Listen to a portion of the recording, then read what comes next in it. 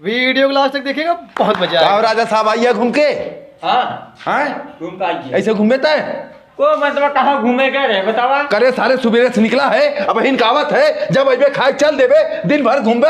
ये तोहर मौसा कमाई धरे जोन चापत है थरिया। उन्ने ना कहा था को दा करे सारे तो घरे बा गाय गोरु खियावत बा, पूरी जिम्मेदारी लेबा, तू का करत है या? देखा बाबू ऐसे गुस्सा बा हमें दिन अपन भाई ले चल ये कमाए। हम ही लागे चाहत है तू घरे से निकल जा। एकर बैग लाते रे, दे बैग खाला जाए ऐसे हमरे नजर से सारे दूर हो जा। हमें पाप लागत तो के खियावे में बैठ जाओ। सराऊ नहीं सुबेरे से निकल जाइए, घूम के आइए, चाप ले है थरिया। एक बाद कहा था बाबू गुस्सा मत निकल जा सारे दोबारा मत आए ताए।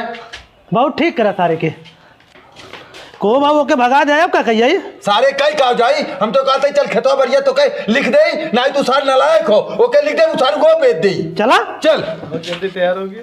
नेकपाल साहब। हाँ चाचा। हमार जितनी जड़ जमीन हो कुल हमरे बड़के लड़के के लिख दे, छोटका सारा हमार बहुत बड़ा नालायक निकल गया। हम जानत रहे तू कितना बड़ा नीच है, तू कुछ न कुछ करबा तब हम भी नहीं साथ कफिलिये में बैठा है।